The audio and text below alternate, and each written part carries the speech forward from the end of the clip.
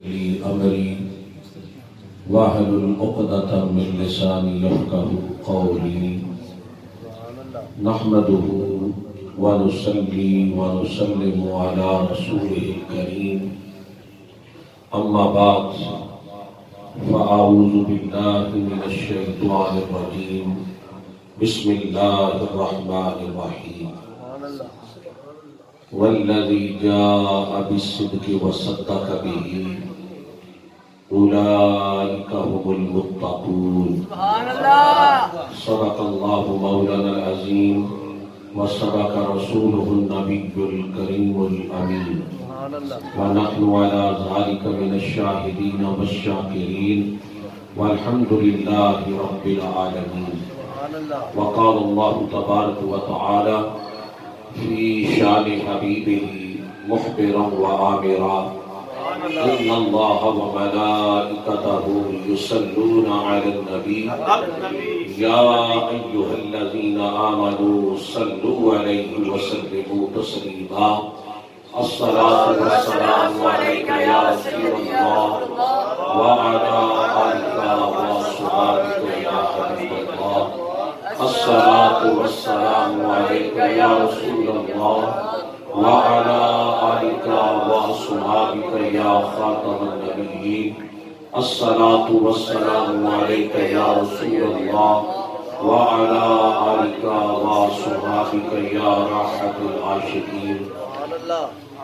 اللہ جل شانہ وعم نوالہ وعظم شانہ کی حمد و ثنا کے بعد درود لا محبوب حضور سرور کائنات فخر موجودات نور مجسم شفیع معاشر بے کسوں کے کس بے بسوں کے بس بے سہاروں کے سہارا غریبوں کے حامی یتیموں کے والی شفیع المذنبین رحمت للعالمین تاجدار عرب و عجم فخر آدم و بنی آدم معلم کائنات ہادی برحق سید الانبیاء قائد الانبیاء امام الانبیاء سید الاولین والآخرین حضور پرنور شافع یوم نشور احمد مجتبی حضرت محمد صلی اللہ علیہ وسلم کی مقدس پاکیزہ بارگاہ میں ہدیہ درود و سلام پیش کرنے کے بعد میرے نہایت ہی واجب الاحترام قابل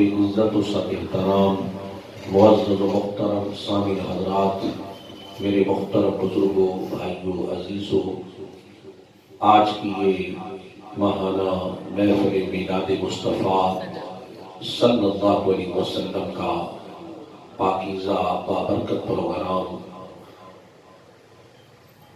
محترم جناب محمد نفیس صاحب محمد اسلم مرحوم کے گھر کے اندر انعقاد پذیر ہے. اللہ تعالیٰ محمد اسلم صاحب مرحوم کے درجات کو بلند فرمائے، ان کی قبر کو اللہ بقع نور بنائے، فردوس اعلیٰ کے اندر ان کو اللہ بلند و بالا مقام عطا کرے. اور ان کی وفات کے بعد آج پہلی حاضری ہے یہاں پر، وگرنہ اس سے پہلے جب بھی آیا تو یہاں سامنے موجود ہوتے تھے. بہرحال یہ ایک فطرتی امر ہے، اٹل حقیقت ہے کہ جو آیا ہے اس دنیا میں اس نے جانا ہے. اللہ تعالیٰ ان کو صبر جلیل دے، اور یقیناً ان کی کمی محسوس ہو رہی اور ہوتی رہے گی. حاضرین محتشم، یہ وہ کام ہے جو انہوں نے ماشاءاللہ ان کے بچے نے برخوردار نے محمد نفیس صاحب نے جاری و ساری رکھا ہوا ہے.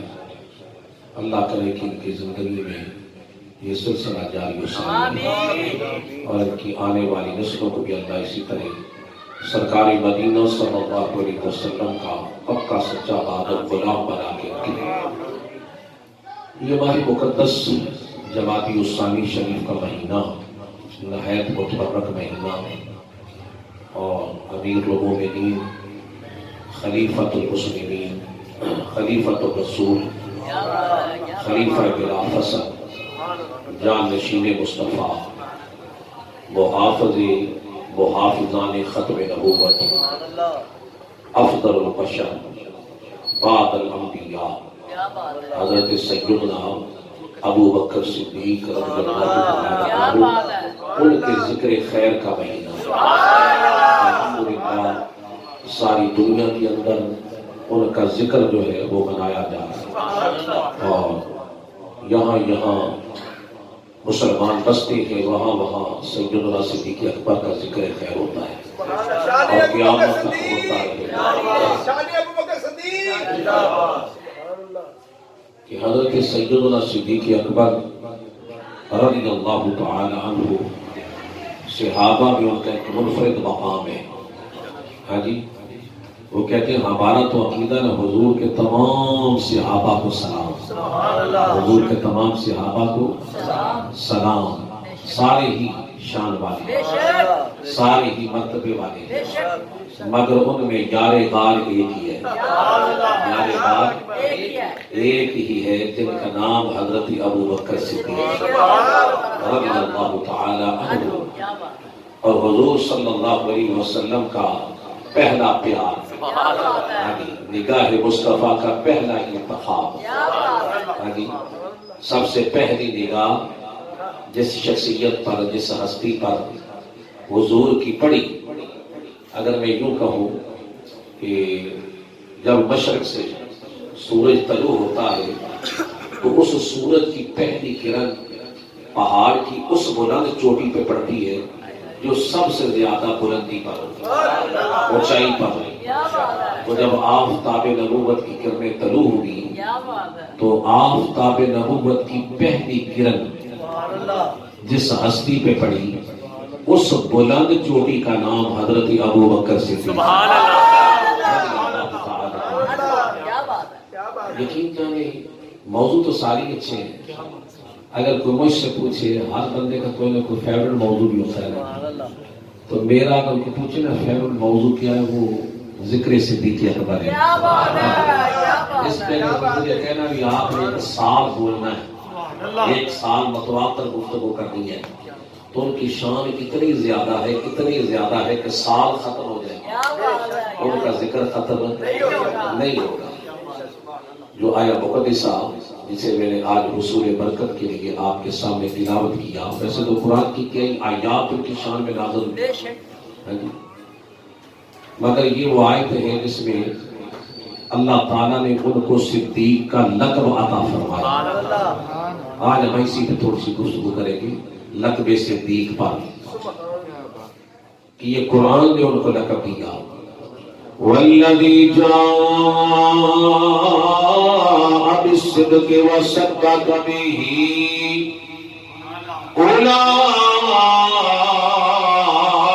اولئک هم المتقون۔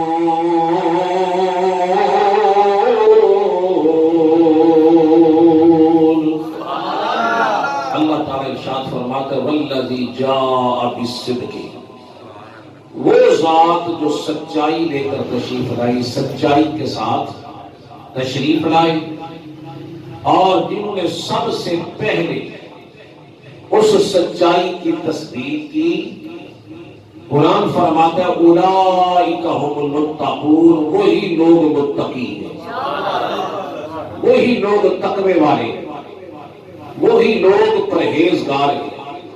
اب مفسرین کرام نے جتنی بھی تفاسیر ہیں انہوں نے اس کی شرح میں تفسیر میں لکھا والذی جاء بالصدق، وہ ذات جو سچائی کے ساتھ تشریف لائی، اس سے مراد حضور صلی اللہ علیہ وسلم کی ذات ہے۔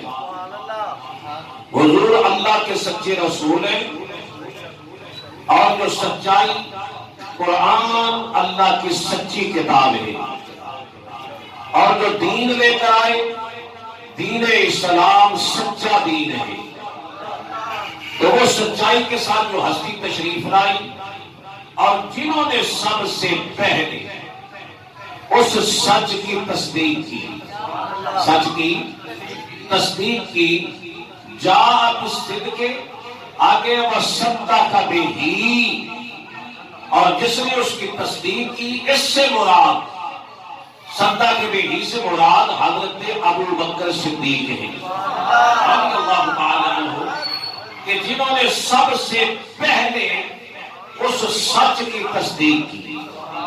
اب حضرت سیدنا پر تصدیق کن کی کر رہے ہیں؟ امام الانبیاء کی، یعنی اس ہستی کی تصدیق ہو رہی ہے کہ جنہوں نے سارے نبیوں کی تصدیق فرمائی، سارے رسولوں کی تصدیق کی ہے۔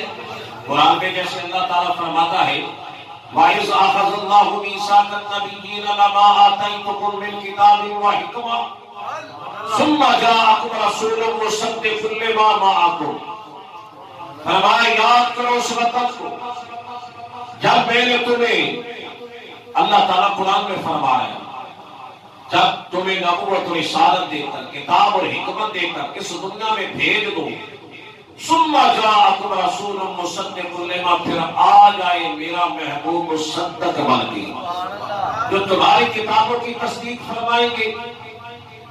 تو ہمارے حضور وہ جنہوں نے نبیوں کی تصدیق کی، رسولوں کی تصدیق کی، تو ہمارے آقا کی تصدیق کرنے والے کون ہیں؟ حضرت ابوبکر صدیق۔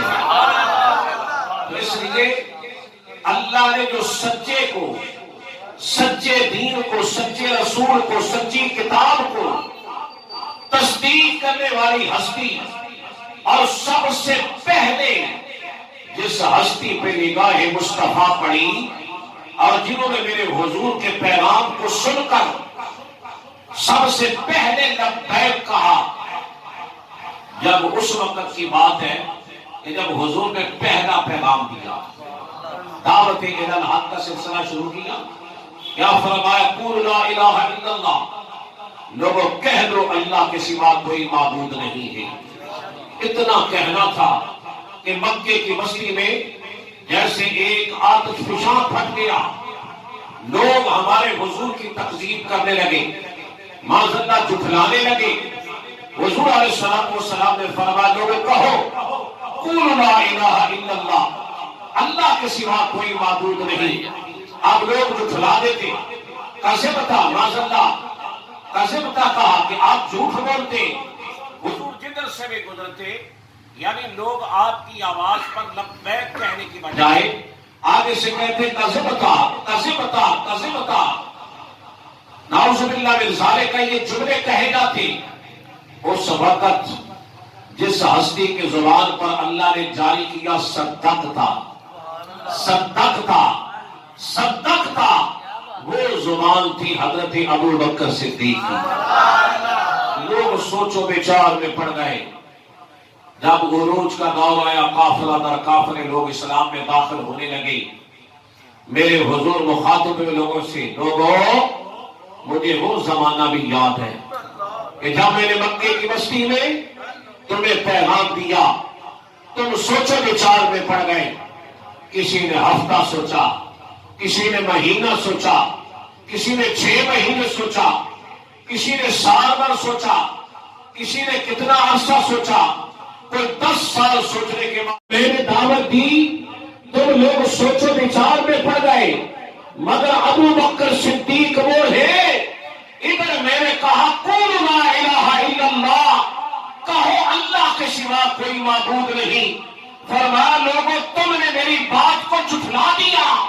ابوبکر صدیق وہ ہے کہ جس نے میرے پہلے پیغام کو سن کر مجھ پر ایمان بھی لایا، میری داد رسی بھی کی، میری تحسین بھی کی، اور فرمایا میرے کندھے کے ساتھ کندھا ملا کے کھڑا ہو گیا۔ حضرت سیدنا صدیق اکبر کے احسانات کا ذکر حضور صلی اللہ علیہ وسلم ہر جگہ پر آپ بیان فرماتے۔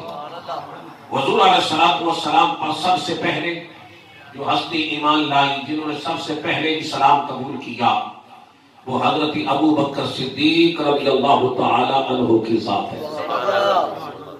اگر میں یوں کہوں، حضرت امام جلال الدین سیوطی رحمۃ اللہ تعالی علیہ، حضرت شاہ عبدالعزیز محدث دہلوی رحمۃ اللہ دیگر محدثین نے بھی لکھا کہ حضرت سیدنا ابوبکر صدیق رضی اللہ تعالی عنہ حضور کے اعلان نبوت سے تقریباً 15 یا 20 سال پہلے، ابھی حضور نے اعلان نبوت نہیں فرمایا، ایک قافلہ گیا بصرہ کی طرف، ملک شام۔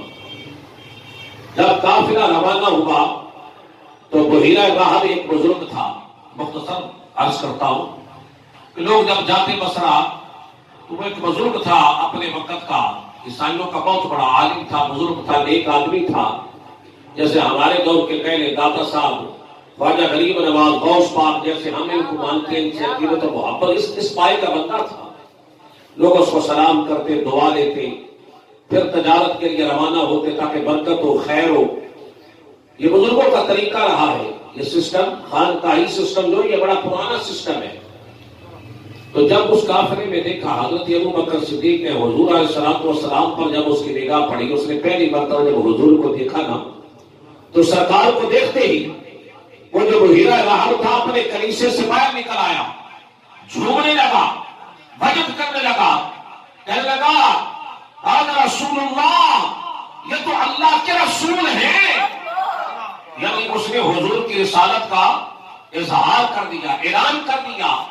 اس وقت کسی نے سنا نہ سنا، ابو بکر ساتھ تھے، انہوں نے اسی وقت سن کر حضور پہ ایمان لے آیا۔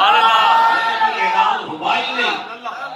یعنی لوگ تو بات کرتے ہیں نا کہ کب لائے، میں نے کہا وہ تو اس وقت ہی حضور کے غلام بن گئے کہ ابھی میرے نبی نے اعلان نبوت فرمایا ہی نہیں۔ یعنی 15 سال پہلے ہی حضور صلی اللہ علیہ وسلم کی غلامی میں آ گئے۔ ہاں جی، یہ اس وقت کی بات کہ مولا کائنات مشکل کشا شیر خدا حیدر قرار مولا نہیں تو کہ پیدا بھی نہیں ہوئی۔ حضرت ابو بکر صدیق رضی اللہ تعالیٰ اس وقت ایمان لائے۔ اب ظاہری طور پر جب حضور نے اعلان نبوت فرمایا تو کسی نے کوئی ڈیمانڈ کی، کسی نے کوئی مطالبہ کیا، کسی نے کوئی معجزہ طلب کیا۔ طرح طرح کے لوگ ڈیمانڈ کرتے، مطالبے کرتے، معجزات طلب کرتے۔ حضرت ابو بکر صدیق وہ ہیں جنہوں نے کوئی مطالبہ کیا ہی نہیں، کوئی ڈیمانڈ کی نہیں۔ ہاں جی، جیسے ہی حضور نے اعلان کیا انہوں نے لبیک کہہ دیا، صدقت یا رسول اللہ، صدقت یا رسول اللہ۔ یعنی حضرت سیدنا صدیق اکبر رضی اللہ تعالی عنہ ان کا شمار ان خوش نصیب لوگوں میں ہوتا ہے جو سب سے پہلے مومن ہے، سب سے پہلے صفحے اول کے مومنوں میں ان کا شمار ہوتا ہے۔ اور سب سے بڑی جو ان کی بات ہے وہ یہ ہے کہ زمانہ جاہلیت میں تقریباً ان کے 38 سال گزرے، 38 ایئر، 38 سال گزارے، مگر ان 38 سالوں میں حضرت سیدنا صدیق اکبر میں وہ دور ایسا تھا کہ فحاشی، عریانی، بغیرتی، برائی، خرافات یہ عام تھی۔ یعنی یوں سمجھو کہ جیسے آج ہر چوک میں، چوراہے میں، گلی میں، محلے میں جدھر بھی دیکھو شیطان جو ہے وہ ناچ رہا ہے۔ ہاں جی، گھر گھر میں آپ کو ناچتا ہوا نظر آئے گا۔ وہ بڑا ہی کسی درویش کا، صوفی کا، اللہ والے کا گھر ہوگا جس گھر میں آج ٹیلی ویژن نظر نہ آئے یا کیبل نظر نہ آئے، وہ کوئی درویش ہوگا، سمجھو کو اللہ والا ہوگا۔ یعنی جیسے ہمارے معاشرے کا حال ہے اس طرح اس دور میں شراب کے مٹکے، شراب کے ڈرم جو تھے وہ چوکوں میں، چراہوں میں، گلیوں میں پڑے ہوتے، کوئی روکنے ٹوکنے والا نہیں تھا۔ خرافات عام تھی، شیطانی حرکتیں مرکزیں جو مرضی سو کرے۔ حضرت سیدنا صدیق اکبر نے اس معاشرے میں زندگی گزاری، 38 سال زمانے جاہلیت میں گزرے، مگر اس خرافات نے بھی اپنے دامن کو ہر قسم کی گرد سے بچا کے رکھا، محفوظ رکھا، بلکہ کسی غیر کو سجدہ بھی نہیں کیا۔ حضرت سیدنا صدیق اکبر کے بارے میں کوئی روایت نہیں کہ انہوں نے کسی بت کو سجدہ کیا ہو۔ بہت سارے صحابہ کے بارے میں ملتا ہے کہ ایمان لانے سے پہلے انہوں نے بتوں کی پوجا پاٹ کی، جیسے حضرت عمر بن خطاب رضی اللہ تعالیٰ عنہ اسلام قبول کرنے سے پہلے بتوں کی پوجا پرستش کرتے تھے۔ اسی طرح اور بھی کچھ صحابہ ہیں جو مطلب ایمان لانے، حضرت ابو ہریرہ ہیں، دیگر ہیں، مطلب ہے کہ وہ اسلام قبول کرنے سے پہلے بتوں کی پوجا پاٹ کرتے تھے، مگر حضرت ابو بکر صدیق نے اس دور میں بھی کسی غیر اللہ کو سجدہ، بلکہ ان کی زندگی ایسی مصفا، ایسی پاکیزہ، ایسی صاف ستھری زندگی گزری ہے کہ اگر میں یہ کہوں کہ ان کی زندگی جب میں دیکھتا ہوں تو مجھے اس میں حضرت ابراہیم علیہ السلام والے خصائل نظر آتے ہیں۔ یعنی ان کی عمر 4 سال، ان کے والد ماجد ان کو انگلی سے پکڑ کر بت خانہ میں لے گئے، لے جا کر فرمان لگے بیٹا یہ دیکھو یہ ہمارا خدا ہے، یہ ہمارا رازق ہے، یہ ہمیں رزق دیتا ہے، یہ ہمیں کھانے کو دیتا ہے، ان کے ذریعے ہمیں کپڑے ملتے، ان کے ذریعے سے ہمیں یہ ملتا۔ تعارف کروا رہے آپ کے والد ماجد، میں نے ہی جیسے حضرت ابراہیم علیہ السلام کو 4-5 سال کی عمر میں ان کے چچا آدر بت خانہ میں لے کر گئے تھے، مگر حضرت ابراہیم علیہ السلام نے جو آپریشن کیا وہ بھی آپ کو یاد ہے، اسی طرح حضرت ابو بکر صدیق نے بھی آپریشن کیا۔ اور کیسا آپریشن کیا کہ باپ بتاتا جا رہا ہے کہ یہ ہمارا رازق ہے، یہ ہمیں رزق دیتا ہے، باپ طواف کرواتے کرواتے آگے نکل گئے۔ حضرت سیدنا ابو بکر صدیق کھڑے ہو گئے، اس بت کو مخاطب کیا، کیا تو میرا رازق ہے؟ تو رزق دیتا ہے تو میں بھوکا ہوں مجھے کھانا دے، میں ننگا ہوں مجھے کپڑا دے۔ تو سوال کیا، آگے سے کچھ جواب نہ آیا، آپ نے فرمایا اچھا تو بولتا بھی نہیں، جواب بھی نہیں دیتا، تو کیسا خدا ہے؟ پتھر اٹھایا، پتھر اٹھا کے اسے مخاطب کیا، اگر تو واقعی خدا ہے نا تو پھر میری مار سے اپنے آپ کو بچا۔ زور سے پتھر اٹھایا، اس بڑے جو بت تھا، جو چیمپئن تھا ان کا، اس کے سر پہ مارا، ایک دھماکہ سا ہوا۔ حضرت ابو قحافہ جو بعد میں ایمان لے آئے تھے، اس لیے میں حضرت کہہ رہا ہوں، تو انہوں نے مڑ کے دیکھا یہ کیسا دھماکہ ہے۔ اب جناب باپ نے بڑے غصے سے دیکھا، ابو بکر صدیق کی طرف آپ نے دوڑ لگا، آپ آگے آگے باپ پیچھے پیچھے ہے۔ آپ بچے اور بڑے کی دوڑ کا مقابلہ تو نہیں ہو سکتا، مگر اتنا دوڑے، اتنا تیزی سے دوڑے کہ حضرت ابو قحافہ پکڑ ہی نہیں سکے۔ میرے رب نے کیسی ان کے اندر طاقت پیدا کر دی، وہ گھر میں آئے، ماں کی گود میں بیٹھ کر ماں نے اوپر کپڑا ڈال دیا، چھپا لیا۔ حضرت ابو قحافہ نے آ کے فرمایا پتہ ہے تیرے بیٹے نے کیا کبھی حرکت کی ہے؟ ہمارے بتوں کی تذلیل کر رہا ہے، کھانا خراب کر دیا ہے، بیڑا غرق کر دیا ہے۔ فرمایا وہ اس سے آرام سے بات کرو، تجھے آج پتا چلا ہے یہ بتوں کا دشمن ہے؟ یہ تو ابھی میری شکم میں تھے، جب میں بت خانہ میں جاتی بت بھی اس کے قصیدے پڑھتے تھے، بت بھی اس کے قصیدے بیان کرتے تھے۔ اگر میں جھکنے کی کوشش کرتی تو یہ مجھے جھکنے نہیں دیتا تھا۔ عاطف غیبی سی آواز آتی تھی، یہ بچہ جو تیرے شکم میں ہے نا، اس کا نام آسمانوں پر عتیق ہے، زمین پر اس کا نام صدیق ہے، اور محمد صلی اللہ علیہ وسلم اس کا صاحب اور رفیق ہے۔ تجھے آج پتا چلا یہ بتوں کا دشمن ہے؟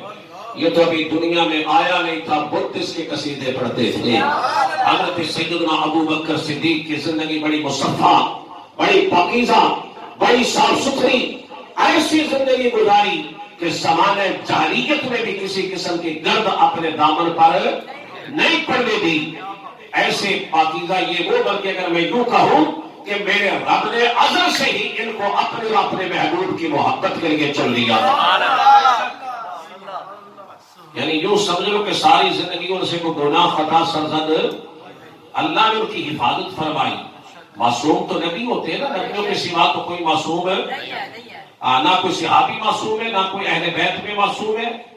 معصوم والی خطا صرف اللہ کے نبی ہے، اس کے علاوہ سب سے خطا ہو سکتی ہے مگر خطا ہوتی نہیں، کیونکہ نبیوں کی تو عزت میں جبلت میں اللہ نے یہ گناہ کی عادت رکھی نہیں ہوتی، یعنی اس سے گناہ ہو سکتا ہی نہیں، مگر صحابہ ہوں، اہل بیت ہوں یا دیگر ہستیاں ہوں، ان میں وہ جبلت ہوتی ہے، گناہ کر سکتے ہیں مگر کرتے، یعنی طاقت ہوتی ہے مگر وہ کرتے، اس لیے اللہ تعالیٰ ان کو محفوظ عن الخطا بنا دیتا ہے، ان کی حفاظت کرتا ہے کہ ان سے گناہ نہیں ہوتا۔ حضرت ابو بکر صدیق رضی اللہ تعالیٰ کی زندگی میں پیغمبرانہ اوصاف تھے، حالانکہ وہ نبی نہیں، صحابی ہیں، مگر ان کی زندگی نبیوں کی طرح گزری، پاکیزہ زندگی گزاری، ان میں اوصاف، ان میں کمالات نبیوں والے موجود تھے۔ تو حضرت سیدنا ابو بکر صدیق رضی اللہ تعالیٰ کا صدیق کا لقب کس نے عطا کیا؟ اللہ نے عطا کیا، اللہ تعالیٰ نے عطا کیا۔ اور یہ صدیق کے لقب کی گواہی دینے کے لیے کون آتے ہیں؟ جبریل تشریف لاتے ہیں۔ بلکہ یہ واقعہ کچھ یوں ہے کہ میرے حضور معراج کی رات جب واپس تشریف لائے، ابھی مکہ شریف میں نہیں پہنچے، تھوڑا سا باہر وادی طوبہ مکہ سے باہر نکل وادی ہے جس کا نام ہے وادی طوبہ، وہاں حضور تشریف فرما ہے، رکے ہیں۔ ایسے ہی ذہن میں خیال آنے لگا کہ میں تو رات مسجد اقصیٰ میں گیا، ساتواں آسمانوں کے سیر کی، سدرۃ المنتہا سے بھی آگے، ہاں جی کعبہ کا حسین سے بھی آگے، عرش معلیٰ سے بھی آگے، عجائب قدرت عبور کر کے پہنچا، اللہ کا دیدار کر کے آیا ہوں۔ اگر کسی نے مجھ سے پوچھ لیا یا میں نے یہ واقعہ جب سنایا تو میری اس بات پر کون یقین کرے گا؟ ایسے ہی ذہن میں خیال آیا، میرے رب نے فرمایا جبرائیل ایسے کر جلدی جا، محبوب کی تسلی کے لیے، اطمینان کے لیے، دلجوئی کے لیے جا کر حضور سے ملو اور جا کر عرض کرو کہ حضور آپ پریشان نہ ہوں، کوئی مانے نہ مانے ابو بکر صدیق ضرور مانے گا۔ حضرت ابو بکر صدیق ضرور مانے گی۔ اب حضرت جبرائیل علیہ السلام تشریف لائے، میرے حضور واقعہ طوا میں تشریف فرمائے، جبرائیل حاضر ہو گئے۔ حضور علیہ السلام نے ان سے وہ واقعہ شیئر کیا کہ جبرائیل میں معراج سے واپس لوٹا ہوں، مکے میں داخل ہونے والا ہوں، اگر میں نے یہ واقعہ لوگوں کے سامنے بیان کیا تو کون مانے گا؟ عرض کی حضور کوئی مانے نہ مانے مگر سیدنا صدیق اکبر ضرور مانے گی۔ حضور علیہ السلام مکہ شریف میں تشریف لائے۔ صبح کے وقت جب حضور باہر نکلے نا تو سامنے سے ابو جہل آ رہا تھا۔ ابو جہل سے حضور کا جب بھی ٹاکرا ہوتا، ملاقات ہوتی، مسخرہ تھا بے ایمان، کوئی نہ مذاق کرتا کہ کیا واقعہ پیش آیا، کیا رات کو خاص واقعہ، تو جو بھی حضور کو معاملہ پیش آتا، وحی آتی، اللہ کی طرف سے کوئی نیا حکم آتا تو آپ وہ بیان فرما دیتے کہ رات میرے رب کی طرف سے یہ حکم آیا ہے۔ تو جس صبح وہ ملا وہ مسخرہ بے ایمان پوچھنے لگا کہ رات کا واقعہ، فرمایا سن، رات میں مسجد اقصیٰ گیا اور مسجد اقصیٰ کی سیر کر کے واپس آیا۔ وہ کہے گا توبہ توبہ، اتنا بڑا جھوٹ کہ ہم مسجد اقصیٰ جائیں؟ تو ابھی حضور نے آسمانوں کی تو بات ہی نہیں کی، سدرۃ المنتہا تو بتایا ہی نہیں، ہاں جی عرش اولا کی تو بات ہی نہیں ہوئی۔ عربی کا مقولہ بات کرو لوگوں کی عقلوں کے مطابق، جیسے سامنے بندہ ہو نا، اس کو دیکھ کر اس میں عقل کتنی ہے، فہم کتنا ہے، میری بات کو سن کے کہیں پاگل تو نہیں ہو جائے گا۔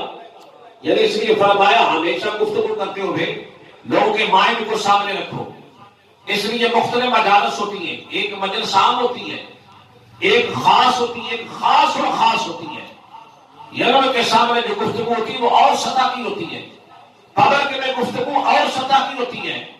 اب جو پیغمبر کا انداز ہے وہ اور ہے، کیونکہ وہ تو اللہ کا حکم ہوتا ہے، وہ تو اللہ کا فرمان ہوتا ہے، اس کے سامنے تو سر خم تسلیم کرنا پڑتا ہے۔ اس لیے چونکہ چنانچہ کو دوسری بات چلتی نہیں ہے، اس لیے کہ جو ان کے فیصلے کو یہ حکم کو نہیں مانتا وہ تو بندہ مومن ہی نہیں رہتا، بے ایمان بن جاتا ہے۔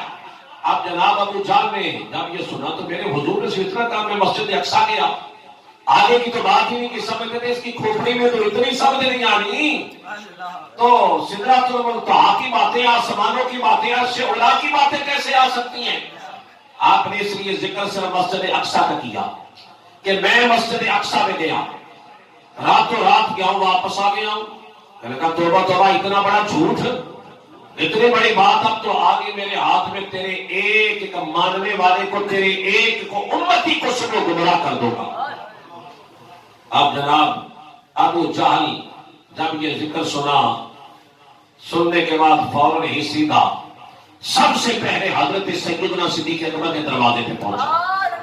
ابو جہل دنیا کا سب سے بڑا جھوٹا، سب سے بڑا فریبی، سب سے بڑا مکار، سب سے بڑا دجال، سب سے بڑا کذاب اور دنیا کا جھوٹا ترین انسان کس کے دروازے پہ پہنچا؟ جو اس دنیا کا سب سے بڑا سچا، سب سے بڑا ایماندار، سب سے بڑا دیانتدار، سب سے بڑا سچا، اس کے دروازے پہ دنیا کا سب سے بڑا جھوٹا پہنچا۔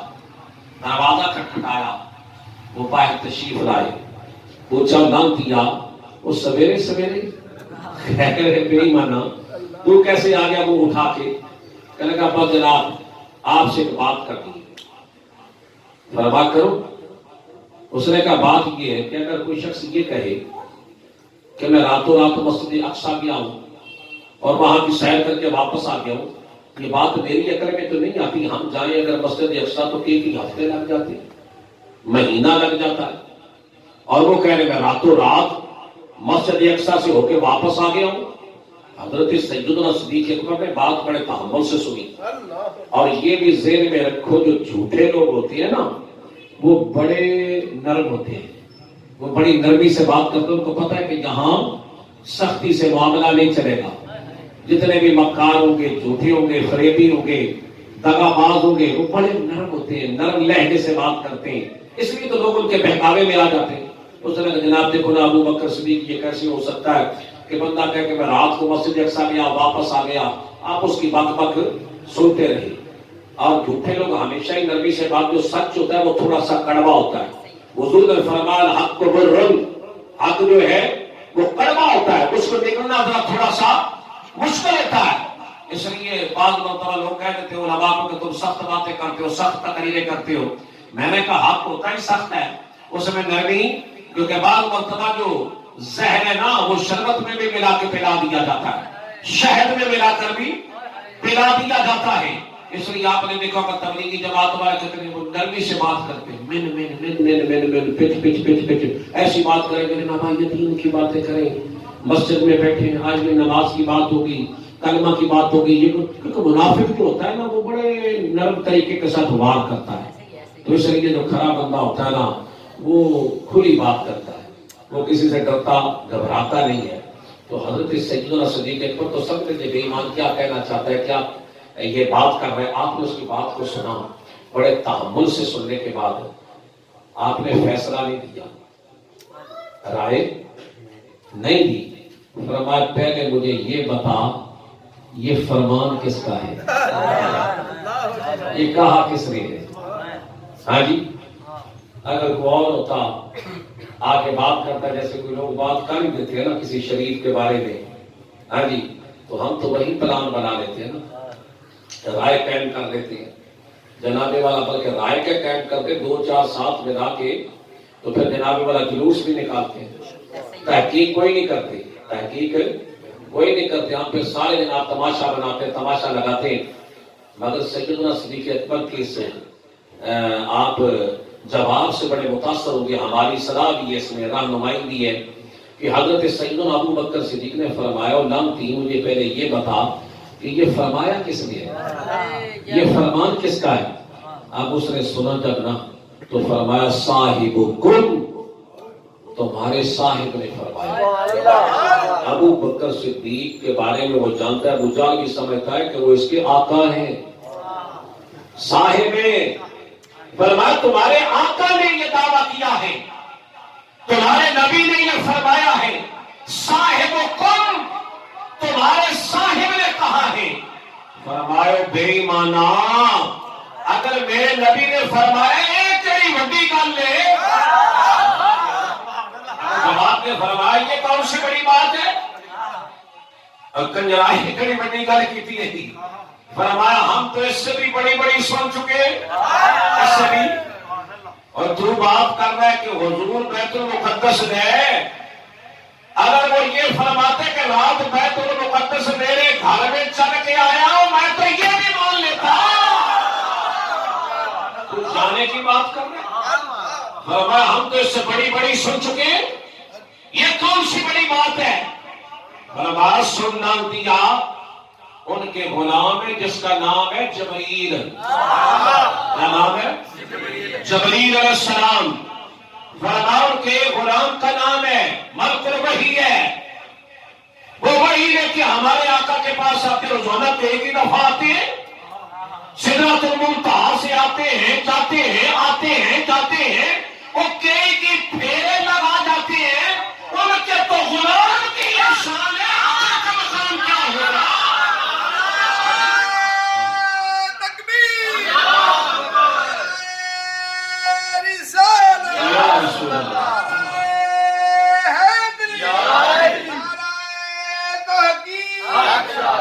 تو فرمایا دشمن نو جواب انج دا دیو کہ اونوں بولن دی ضرورت ہی نہ ہو.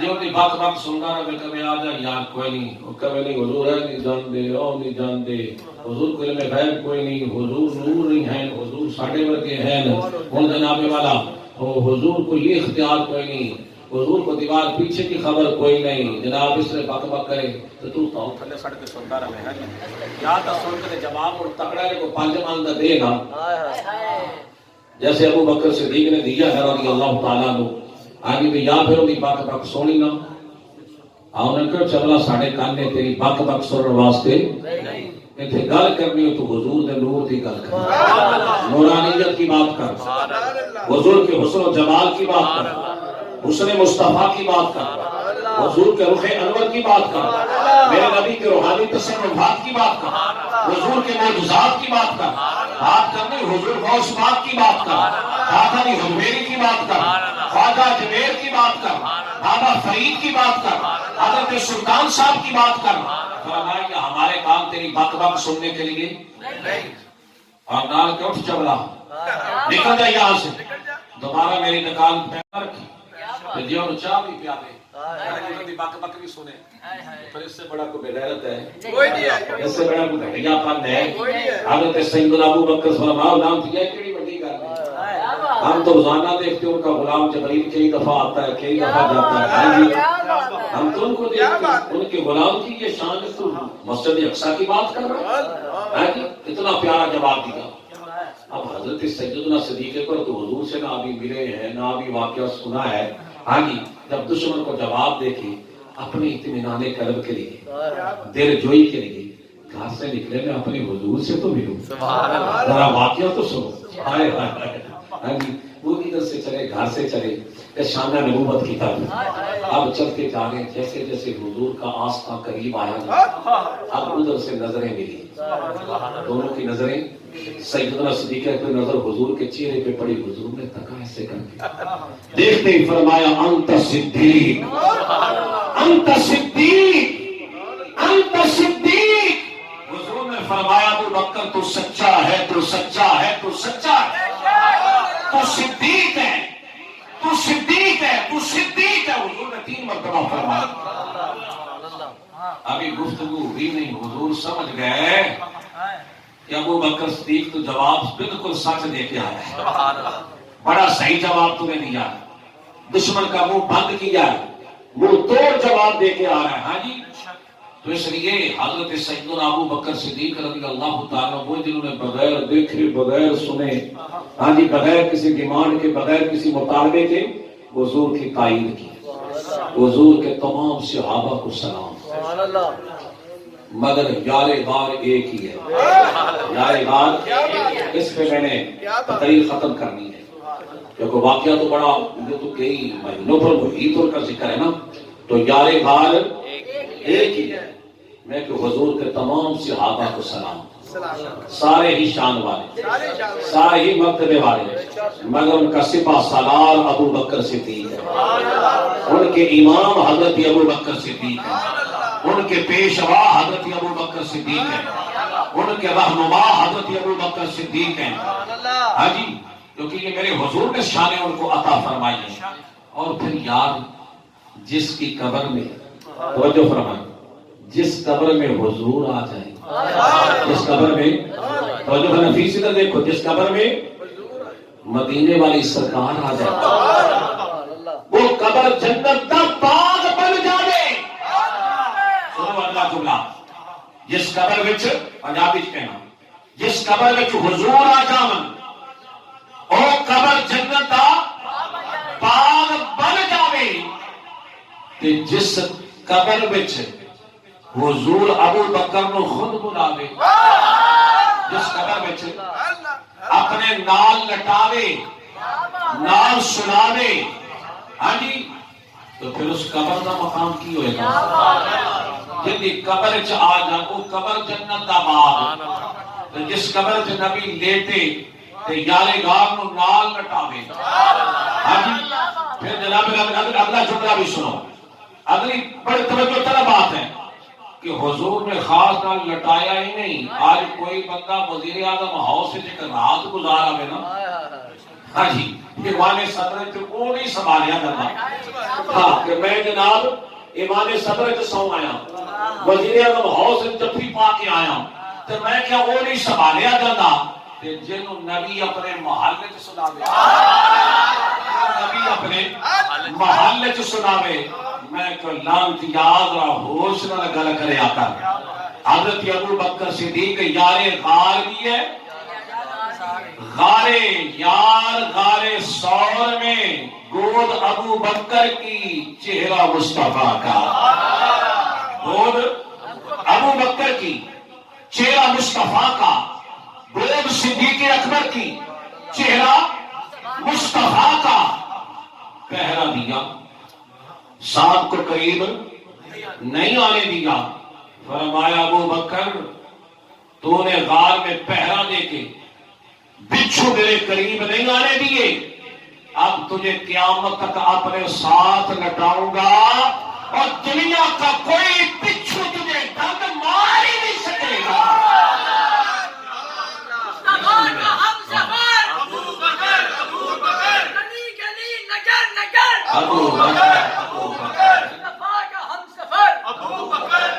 اب جناب حضرت ابو بکر صدیق کہاں لیٹے؟ میرے حضور کے محل میں، محل میں ہی نہیں لیٹے، بالکل ساتھ لٹایا ہوا۔ فرمایا آئے تھے کوئی بے ایمان حملہ کر کے بخائے، ہے کسی کی ضرورت؟ میں کہ بھونکنے والوں تمہارے بھونک بھونک کے کتوں دانت کھٹے ہو جائیں۔ اور کب سے بھونک رہے، کب سے بھونک رہے؟ حضرت ابو بکر صدیق کو ہر سال بھونکتے، بھونکنے والے کتے بھونک بھونک کے، میں کہ ڈنگ مار مار کے کتے ہو تمہارے دند کھٹنے اگر تسی ابو بکر صدیق تک پہنچ سکتے، کہ ان پر پہرا مصطفیٰ کا، پہرا کس کا ہے؟ حضرت ابو بکر صدیق پر بھی پہرا مصطفیٰ کا، عمر بن خطاب پر بھی پہرا، دونوں کو حضور نے اپنے محل میں بلا لیا، اپنے ساتھ لٹا لیا۔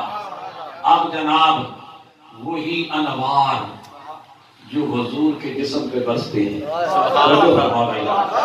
آج ذرا تقریر تھوڑی سی ہٹ کے ہے، ہٹ کے اس طرح کی تقریر نہیں ہے جیسے ہم نے پچھلے سال بھی کی ہوگی، مگر آج ذرا تھوڑی سی پتہ نہیں کیوں ہٹ کے ہے۔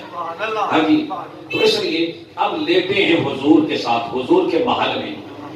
اب وہاں 70,000 فرشتے صبح، 70,000 فرشتے شام کو کیا بھیجتے ہیں؟ نور کی بارش، درود و سلام کے گجرے، نذرانے، اور اللہ کا نور برستا ہے۔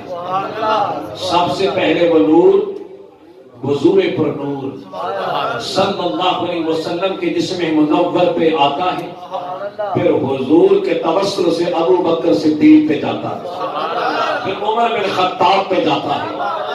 اب نور وہی ہے، نور ہے۔ اب میں اگر یہ کہوں کہ یہاں اگر نفیس نے اے سی لگایا ہو، گرمی کا موسم ہو، گرمی کا مثال دے کے تقریر ختم، گرمی کا میں نے راستے میں سے بتا دیا، لیٹ ہو گیا، میں نے ملتان کا سفر کرنا، 12 بجے میں نے ٹرین پہ بیٹھنا، ابھی گھر جانا، سامان اٹھانا، وہاں دن کا پروگرام جلال پور پیر والے، تو میں اسے بتا رہا تھا، تو اس لیے مختصر کر رہا ہوں، مگر نہ یہ تو ذکر ایسا جب چھٹتا تو پیچھے تو وہ پھر بہنے لگ جاتی ہیں، گودام اپنا منہ کھول کے بیٹھ جاتا ہے کہ مجھے بھی دکھاؤ، یہ سیمپل بھی پیش کرو، یہ بھی پیش کرو۔ آخری بات، اگر یہاں لگا ہو اسی کمرہ کا دروازہ ہو بند، پھر انہوں نے اندر مجھے بٹھایا ہو اور ساتھ اس درویش کو بھی بٹھایا ہو، ہاں جی، یہ درویش میرے نام ہو گئی، مجھے سردی لگ رہی ہو، اس کو گرمی لگ رہی ہو، پسینے آ رہے ہوں، باہر سے تیسرا آئے آ کے کیوں نفیس یار جلدی کر اسی بند کر، مولوی صاحب کو سردی بھی لگ دی ہے، ہاں جی کی لگ دی پئی ہے، اچھی بولو، تے نال جڑا انہوں نے ڈرائیور ہے نا اس کو گرمی بھی لگ دی ہے، یہ بھی لگی کیونکہ پسینے چھوٹے جاتے ہیں۔ نفیس کہنا ہے میں نے لگتا ہے تیرا دماغ ٹھیک ہے، تو کیے کوئی مینٹل کیس لگتا ہے، پاگل کیس، بے وقوف ہے تو، تیرا دماغ کام نہیں کرتا، جا کے اپنے دماغ کا علاج کروا، کمرہ ایک ہے، ظاہر ہے کوئی ٹھنڈک ہوگی تو برابر ہوگی، یہ تو نہیں کوئی اس کونے میں ٹھنڈک ہو اس کونے میں گرمی ہو، یہ تو ممکن ہے نہیں ہے، میں کہ میرے نبی کا ہے محل، کیا ہے محل۔ اب وہاں جب نور برستا ہے نا اس کے اثرات پورے کمرے پہ پڑتے ہیں، پورے کمرے پہ پڑتے ہیں۔ جیسے حضور پہ پڑتے ہیں ویسے ہی حضور کے تمثل سے ابو بکر اور عمر پہ پڑتے ہیں۔ جن کو حضور نے اب قیامت تک اپنے محل میں لٹایا ہوا ہے، اپنے ساتھ لٹایا ہوا ہے، اب جتنا میں کوئی بھونک رہے ان کی شان میں فرق آ سکتا ہے۔ اس لیے بن یار نبی دیا یاراں دا بن یار، میں کس نبی پاک دے یاراں دے بھی غلام ہاں، حضور دے تمام صحابہ دے بھی غلام ہاں، حضور دی ساری اہل بیت اطہار دے بھی غلام ہاں۔ الحمدللہ ہم حضور کے سارے صحابہ کو بھی سلام کرتے ہیں، حضور کی ساری اہل بیت کو بھی سلام۔ آپ جھکے کرو یار، حضور کے سارے یار کو بھی، حضور کے سارے اصحاب کو بھی، حضرت ابو بکر صدیق کو بھی، عمر بن خطاب کو بھی، عثمان غنی ذو النورین کو بھی، مولا مشکل کشا کو بھی، حضور کے تمام صحابہ کو سلام۔ بن یار نبی دیا دا بن یار نبی دیا، جے شک ہووی تے چل مدینے، جے شک ہووے تے چل مدینے، ویکھ لے چور مزاراں دا بن یار نبی دا بن یار نبی دیا، دا بن یار نبی دیا۔ جس دم اوکھا رستہ آیا، کملی والے نو موڈیاں تے چایا۔ ہمارے صاحب جب حضور نے لے کے گئے نا، عرض کرتی حضور میرا دل زخمی پہ ہوندا ہے، تہاڈے نازنین قدم زمین تے پیر میں، میرا جی چاہتا ہے میں تھلے بھائی نہ میرے موڈیاں تے چڑھ دوں۔ جس دم اوکھا رستہ آیا، کملی والے نو موڈیاں تے چایا، تے راضی ہوندا ہے اور ذل جلال تے گل ہوندی کی پوچھنا ہے، اور جیڑا ستا ہے اور محمد دے نال تے گل ہوندی کی پوچھنا ہے، جیڑا ستا ہے اور محمد دے نال تے گل ہوندی کی پوچھنا ہے، جے شک ہووی تے چل مدینے، جے شک ہووی تے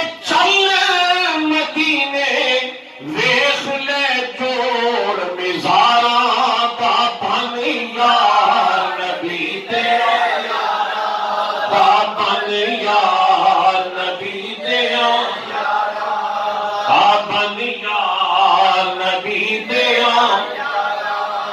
حضور نے فرمایا جس خوش نصیب کی بیٹی میرے نکاح میں آئے، یا میری بیٹی کسی خوش نصیب امتی کے نکاح میں چلے گی، حضور نے فرمایا دونوں جنتی، جنتی۔ تو میں کیا حضرت عثمان غنی کو ہے جن کو میرے حضور نے دو بیٹیاں دی، عثمان نے 2 مرتبہ سیرا لایا، دلہا بن کے حضور کے دروازے پہ آئے، ذو النورین بن گئے، ذو النورین بن گئے۔ علی پاک نے 1 مرتبہ سیرا لایا، حضور کے دروازے پہ آئے، مولا کائنات مشکل کشا سیدنا فاطمہ زہرا سلام اللہ علیہ کے ساتھ ان کا قدوہ داماد رسول بن گئے۔ میں کہوں ایک باری سیرا دا کے آوے اسے علی کہتے ہیں، جو 2 مرتبہ سہرا لگا کے میرے آقا کے گھر آئے اسے ذوالنورین کہتے ہیں، اور جس کے دروازے پہ وہ نبی خود سیرا لگا کے جس کے دروازے پہ جائے اسے ابو بکر صدیق نبی دے بن فرمایا عرشاں دا لاڑا ٹھکیا ہے اور ویڑے صدیق دے عرشاں دا لاڑا ٹھکیا ہے ویڑے صدیق دے کہندے فرشتے ہون گے کہندے فرشتے ہون گے ویکھو عظمت صدیق دی کہندے فرشتے ہون گے کی عظمت صدیق دی نہیں جاندا زمانہ عظمت صدیق دی پوچھو رسول پاک تو قیمت صدیق دی لیکن کا مقام پوچھنا ہے کسی بے ادب سے مت پوچھو استاد سے مت پوچھو یہ پوچھنا اللہ کے قرآن سے پوچھو یا میرے حضور سے پوچھو اللہ تعالیٰ مجھے آپ کو سمجھنے کی توفیق دے اللہ آپ کا ذوق سلامت رکھے انشاءاللہ زندگی رہے تو پھر ملیں گے